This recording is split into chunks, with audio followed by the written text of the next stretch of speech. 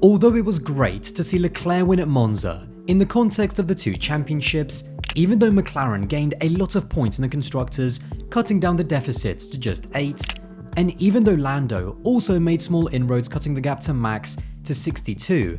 it felt like yet again for what feels like the 20th time this season after starting 1-2 and finishing 2-3, that McLaren fumbled yet another big result. More than anything else, Monza exposed that McLaren don't really know yet how to handle their two drivers, and they can't make up their mind over whether to just let them race and let things play out, or to start imposing team orders in a bid to win the driver's title. I'm going to start this video by reiterating something that I have said previously, which is that the reason why McLaren haven't given their 100% undivided support towards Lando is because deep down, I don't think that they believe that Lando can win this championship, and I also don't think that they feel that he has been good enough to deserve having number 1 status. As Oscar has been rapidly improving, and as Lando, who has still been the faster driver, has been making more mistakes, it's reached a point where Lando simply isn't that much faster or that much more consistent compared to Oscar to even justify being seen as the number 1, and it makes it more difficult for them to even try to engineer a way to make Lando a number 1 for the sake of the Drivers' Championship, because at the end of the day, Oscar is not a number 2. And now, in fairness to Zak Brown, he has said that he's not really considered implementing team orders yet, specifically to help Lando in the Drivers' Championship, and he's also referenced that the reason why they've been cautious about even considering the idea is because 2 number 1s is the philosophy of McLaren. Now, it's true that generally speaking, McLaren throughout their history have had a philosophy of just getting the 2 best drivers they can on the grid, treating them both as equal number 1s, not really imposing team orders on them, and basically allowing the pure quality of their drivers to help McLaren win both the drivers and constructors titles if they can. It was true of Senna Prost, Hamilton Alonso, Hamilton Button, and even Norris Piastri now. Having said that, McLaren have used team orders in the past. David Coulthard, who was actually a very competitive driver compared to Mika Hakkinen and even beat Mika in the championship a few times, had to move over twice to basically hand Mika the race win in Jerez 1997 and then Australia 1998. The reason why I wanted to mention this is because it feels like Zak Brown is almost using this whole "we are McLaren and we never use team orders" as some kind of excuse, as if McLaren are morally incapable of even talking about the idea because of their perceived heritage. I think that every single championship fight and every single championship scenario has to be judged in isolation, and regardless of what McLaren would have done 20 or 30 years ago, he needs to figure out what driver dynamic he wants and how he's going to manage them to win both titles. The problem for Lando is that he is facing an internal conflict. Whilst he's definitely been the better overall driver, as you'd expect given his experience and seniority at the team, he hasn't done enough to warrant Oscar helping him,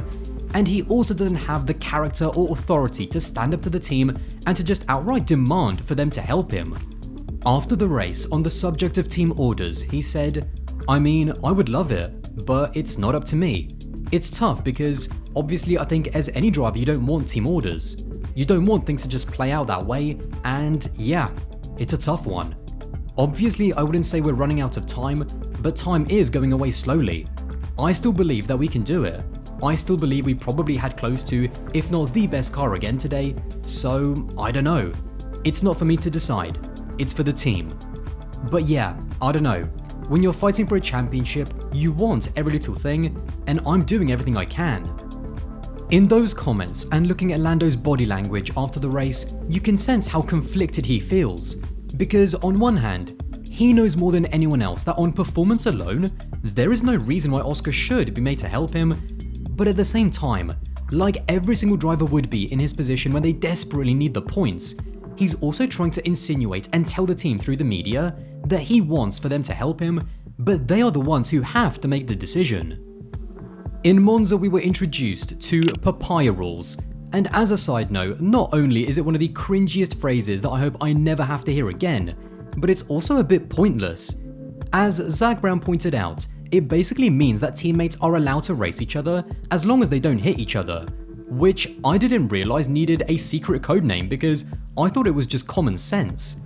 Either way, The point of it was to show the world that McLaren are allowing their drivers to race, even if it might be detrimental to their drivers' championship hopes with Lando.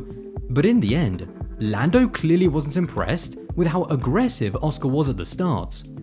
Monza now makes it 7 times in a row that Lando Norris has started from pole and failed to lead at the end of the opening lap.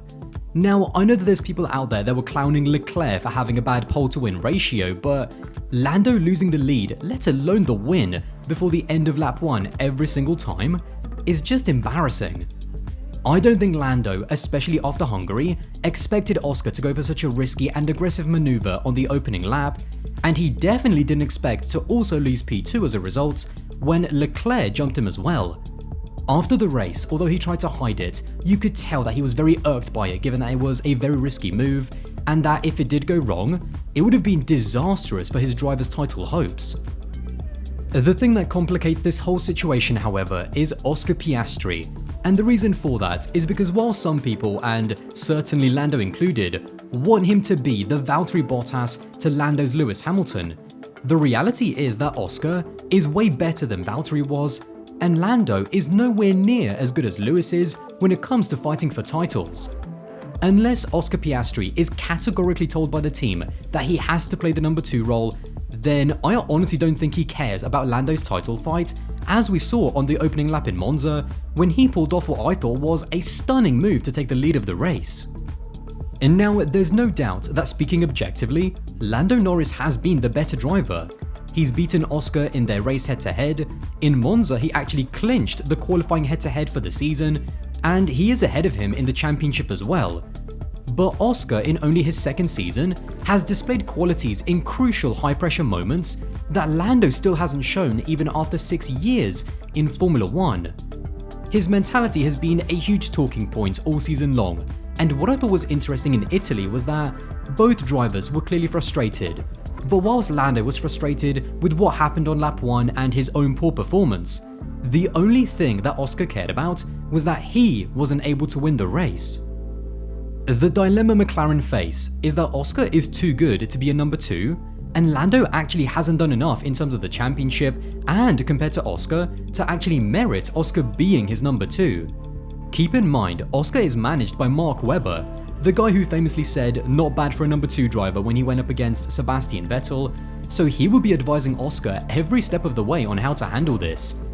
It's very hard for me to try to get inside Oscar's head because the guy is just so icy cool,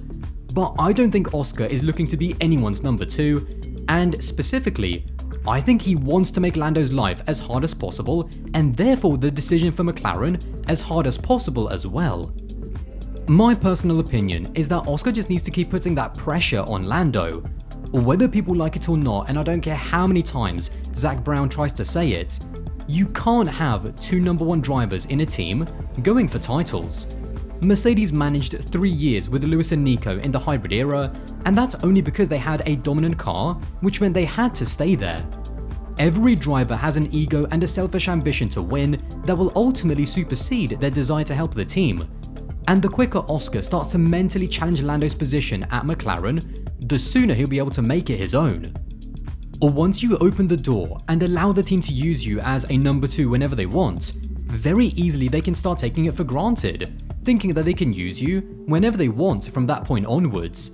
That's what Oscar needs to try to avoid, because there will come a time when Oscar will have to be selfish in a bid to become the champion, maybe even at the expense of Lando. And if the team then imposes team orders thinking that Oscar will simply do as he's told and he doesn't, that then risks a situation where the trust within the team and between the 2 drivers starts to break down. My biggest frustration watching this whole McLaren driver situation is that I don't think that Zak Brown actually knows what dynamic he wants between his 2 very competitive drivers, because for the moment, he's basically just letting things play out when it's clear that one of his drivers is frustrated at the lack of support that he is getting, and the other driver doesn't really know what he should be feeling at the moment, so he's just focused on winning races even if it is at the expense of his teammates' championship. This indecision only confuses and frustrates his drivers more, because if Zak Brown just came out right now and decided that, as unlikely as Lando winning the title is, that Oscar will now act as the number 2 to help Lando at every available opportunity to try to help the team win both titles. As harsh as it would be on Oscar, and as undeserving as Lando would be, I think people would at least understand and be able to rationalize McLaren's motivation about what they're trying to achieve, even if they don't actually agree with it. The problem, however, is that there is only 8 races left. We are 2/3 of the way through the 2024 season, and Lando has to overcome statistically one of the biggest championship deficits in the history of the sport. So if you really believe in Lando, if you really believe in the driver that you gave a long-term contract to, then why aren't you doing everything in your power to help him right now? As I said at the beginning, I don't think that Zach Brown genuinely believes that Lando is good enough to overcome that deficit, even with the help of Oscar. And so, in a bid to maintain a good relationship with Oscar, who might in the future give them a better chance to win the title than Lando, I think he is choosing to preserve that trust and preserve that relationship with Oscar at the expense of Lando. And now, the truth is that there is no easy solution to this, because trying to engineer dynamic racing situations or even just rules of engagement during the opening lap, it sounds easy saying it now, but when you have 2 egotistical drivers with their own ambitions and then 18 other drivers who are just waiting for you to slip up, that is when you can make yourself look like an absolute clown if you try to micromanage and overcomplicate things. I am very interested, however, as always, to hear your thoughts in the comments, because it all depends on what McLaren's priorities are internally and what they feel is actually achievable this season. Well, there you have it. If you did enjoy this video and want to support the channel, then don't forget to subscribe, that would be massively appreciated, and I'll see you in the next one.